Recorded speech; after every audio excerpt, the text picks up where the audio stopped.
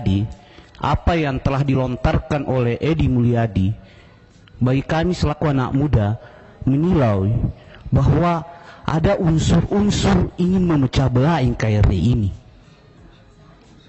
ingin membuat kegaduhan di NKRI ini, sehingga kami dari anak muda yang cinta kepada NKRI, ketika ini adalah ancaman NKRI, maka ini wajib untuk ditangkap secepatnya. Lebih baik dia tidak hidup lagi di NKRI. Bahwa kami selaku anak muda, bahwa kami sangat menginginkan bagaimana Pak Edi ini secepatnya ditangkap, karena apabila tidak, maka gelombang-gelombang rakyat, gelombang-gelombang anak muda dari Kalimantan akan bermunculan, akan memperlihatkan perlawanan untuk NKRI yang ada. Kami mendiskusikan kepada teman-teman, jangan sampai Edi Mulyadi ini adalah antek-antek teroris yang ada di Republik ini, yang selalu ingin membuat gaduh di Republik ini. Yang pertama, pimpinan, yang ingin saya sampaikan adalah kenapa harus dihukum adat. Dulu itu kasus penghinaan terhadap suku Dayak, Pak Tamrin Amal Tamagola, itu di adat. Kalau sampai tidak di adat, maka para tokoh adat dan warga masyarakat yang ada di Kalimantan Barat, mereka tidak terima. Untuk itu kami setuju dengan Komisi 3 untuk mendorong ini supaya beliau diperhadapkan untuk diadat di Kalimantan. Bapak Edi Mulyadi mencoreng NKRI, sama aja mencoreng NKRI semua, bukan hanya suku kami. Apalagi dibilang Borneo, sampai ke Sarawak dan Malaysia juga Borneo. Kami sama Dayak dengan mereka. Mohon maaf Bapak pimpinan dan semua kita, kalau dibilang mengawali, tolong kawali secepatnya dan proses cepatnya agar kami di sana tidak berteriak, tidak buat video lebih banyak. Dan yang kedua, akan ada video yang baik Pak untuk Bapak. Ucapan terima kasih dari kami yang ada di ibu kota sana ya. Oke, walaupun secara belum pindah. Dan ini nanti jadi mantan ibu kota. Kami berterima kasih sekali lagi Bapak pimpinan dan semua teman-teman kami. Baik, saya mendukung kasus Edi Mulyadi ini diselesaikan secara hukum adat dan budaya. Kami dari Aliansi Borneo Bersatu yang datang dari jauh-jauh daerah yang ada, kami ini memang orang kampung, tapi kami dalam berbicara tidak kampungan, seperti yang disampaikan oleh saudara Edi Mulyadi CS itu. Jadi kami tetap punya etika dalam tata krama, dan juga kami memohon bukan hanya kepada masyarakat Dayak dia meminta maaf, juga kepada salah seorang pejabat negara, Menteri Pertahanan, Bapak Prabowo harus minta maaf juga, sudah menyampaikan perkataan-perkataan yang menurut kami tidak beretika seperti itu, dan tercantum di dalam pernyataan kami ini. Dan selanjutnya kepada pemerintah Republik Indonesia, Bapak Presiden Jokowi, bahwa Kalimantan sudah dipilih, kami berterima kasih. Padahal kami tidak pernah meminta dan mengemis. Tapi ini semua merupakan satu bentuk bahwa negara membutuhkan pulau kami untuk menjadi ibu kota negara. Dan untuk itu bahwa pulau kami sudah dibuat studi banding sedemikian rupa bahwa tidak ada gempa bencana alam. Itulah maka keterlibatan masyarakat adat, keterlibatan lembaga adat, dan putra-putra asli Dayak untuk dalam otorita IKN dalam personalia sesuai tingkatannya, prinsipnya kami siap nantinya bersinergi dan berkolaborasi. Kami diberikan pesan oleh banyak orang Kalimantan Tengah. Jadi tidak selesai di persoalan kalau tidak dilaksanakan dengan sidang adat. Jadi pada akhirnya nanti kita harus bisa menyelesaikan kasus ini, selain nanti dia diproses secara hukum, dia juga harus diproses secara adat. Ada proses sidang adat. Bahkan ada kawan-kawan kita dari Kalimantan Tengah siap berangkat menyeret yang bersangkutan untuk menghadirkan di depan sidang adat kalau memang pihak ini kita tidak sanggup membawa beliau untuk melakukan sidang adat. Jadi harus diselesaikan dengan sidang adat. Terima kasih. Keluarga besar Kalimantan, Aliansi Borneo Bersatu, selamat datang di Komisi 3 DPR RI. Pertama saya ingin menyampaikan dulu adalah salam daripada keluarga besar Kalimantan. Adil Katalino Bacureman Kasuraga, Basengat Kajubata, arus. Ini merupakan salam dari keluarga besar Kalimantan yang menunjukkan bagaimana persatuan dan kesatuan, mengakomodir segala kepentingan, terutama adalah berkaitan dengan permintaan-permintaan dari keluarga besar dari Kalimantan, mulai dari Edi Mulyadi hingga bagaimana berkaitan dengan otorita, penyusunan otorita, berkaitan dengan ibu kota negara, ibu kota Nusantara.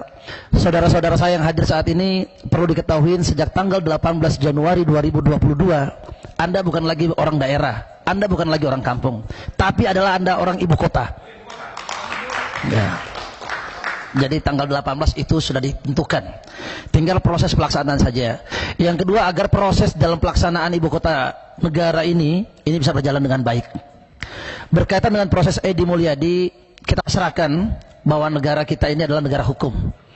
Saya juga kemarin sudah menyampaikan langsung di hadapan Pak Kapolri di dalam ruangan ini agar ditindak tegas. Saya lebih menyarankan kepada Polri untuk menahan Edi Mulyadi ketimbang dihukum adat. Kalau dihukum adat panjang urusannya. Saya beserta dengan seluruh keluarga besar Kalimantan berdiri di belakang Bapak Kapolri untuk untuk menegakkan hukum seadil-adilnya.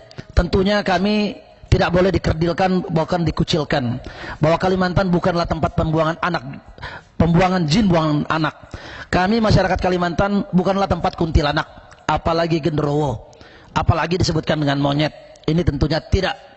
Sekali lagi saya meyakinkan bahwa hari ini Anda telah datang ke sini dan ini pasti insya Allah akan didengar bukan hanya dengan Bapak Kapolri, tapi juga dengan Bapak Presiden Republik Indonesia. Itu menerima, Polda itu menerima semua laporan itu, Pak.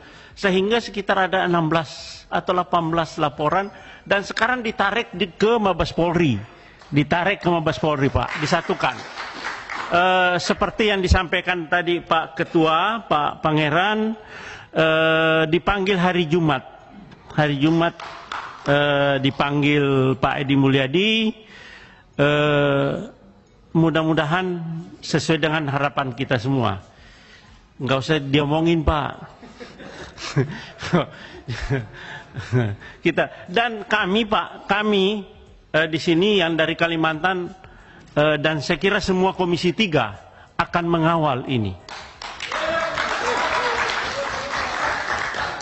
Ya, Bapak tenang saja di Kalimantan. Kami di Jakarta ini yang wakil-wakil Bapak di Jakarta akan mengawal itu. Akan mengawal ke Mabes Polri seperti apa prosesnya itu. Ya Pak ya. Percayakanlah kami. Ini harus ditangani segera oleh Mabes Polri dan dilakukan tindakan-tindakan sesuai dengan harapan orang-orang Kalimantan Timur. Karena kalau tidak, kalau orang Kalimantan Timur bertindak sendiri-sendiri lebih gawat lagi. Ya kan?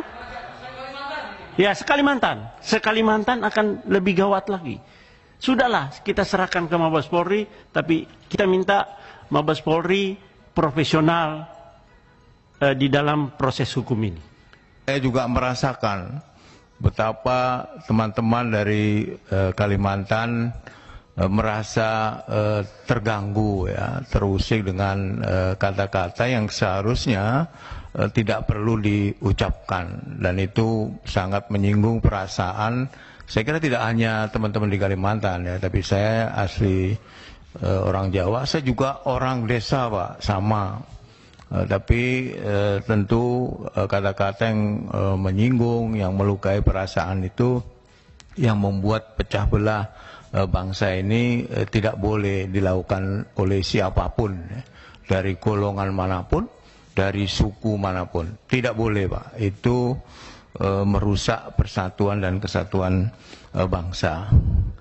Kasusnya sudah naik ke proses penyidikan. Artinya kalau pemahaman hukum saya, kalau sudah masuk ke proses penyidikan, artinya telah terpenuhi. Pak Supriyansa, kalau dulu saya selalu mengatakan 2 alat permulaan yang cukup, 2 alat bukti permulaan yang cukup, gitu, sehingga naik ke proses penyidikan, gitu. Ada di Komisi 3, orang Jawa pun sangat tersinggung dengan pernyataan Pak Edi Mulyadi tadi, dan beliau berkomitmen ikut mengawal. Dan yang menggembirakan, jangan sampai orang Kalimantan hanya sebagai penonton nantinya. Pesan telah disampaikan. sinyal telah dilemparkan. Komisi 3 menangkapnya dengan sempurna dan akan mengawalnya sampai selesai. Sebagai negara hukum, tentu sepakat dengan semua teman-teman, kita serahkan ini ke mekanisme hukum, dan tadi sudah dijelaskan, prosesnya sedang berjalan. Mudah-mudahan negeri kita tetap kondusif, dan semuanya bisa berjalan dengan baik. Dan inilah akar kita membangun Indonesia. Jika kemudian Presiden Jokowi memberi nama ibu kota ini Nusantara, saya kira sempurnalah itu. Indonesia adalah bentuk tunggal dari Nusantara, dan Nusantara adalah bentuk jamak dari keindonesiaan kita. Kita kawal sampai selesai bersama teman-teman, damai selalu di hati, dan mudah-mudahan ini sejuk kita selesaikan dengan baik sesuai dengan ketentuan hukum yang berlaku. Persoalan ini harus dituntaskan, harus diselesaikan secara baik sebelum orang menyelesaikan secara sendiri-sendiri. Polri menerima dan mengapresiasi dalam bentuk langsung bekerja. Hari ini sudah kita dengarkan kabar bahwa sudah meningkat dari penyelidikan naik menjadi penyidikan. Bahwa kalau sudah naik di tahap penyidikan, berarti ini sudah serius akan lanjut, dan tentu kalau sudah naik penyidikan, berarti sudah ada koordinasi dengan kejaksaan. Berarti sudah lanjut ini kasusnya. Yang kedua yang saya ingin sampaikan kepada bapak-bapak dan ibu sekalian, Aliansi Borneo, saya sangat memahami betul bagaimana perasaan bapak-bapak sekalian dan ibu sekalian yang dialami setelah mendapatkan sebuah kalimat-kalimat yang tidak senonoh sebagai bangsa yang bersatu. Kita berikan kesempatan kepada aparat penegak hukum untuk memproses secara baik kasus ini. Atas nama Nusantara, atas nama Indonesia bersatu, satu yang dicubit kita merasakan semua sakitnya. Olehnya itu, kenapa kita lakukan semua ini, mengedepankan proses hukum, supaya tidak ada lagi yang mengulangi perbuatan itu yang saling menyakiti satu sama lain. Betul tidak? Saya kira begitu Pak Ketua. Persoalan ini saya sepakat kita harus mengawal secara baik. Ini demi Nusantara yang kita jaga bersama. Nusantara adalah ibu kota negara kita ini ke depan yang harus kita bersama-sama untuk menjaganya. Bukan begitu? Ya. Kita tahu hari ini kita tentu menolak keras segala upaya untuk memecah belah bangsa, segala upaya untuk merendahkan harkat martabat suku-suku lain, dan nggak mestinya ada dalam bumi kita. Karenanya saya beserta rekan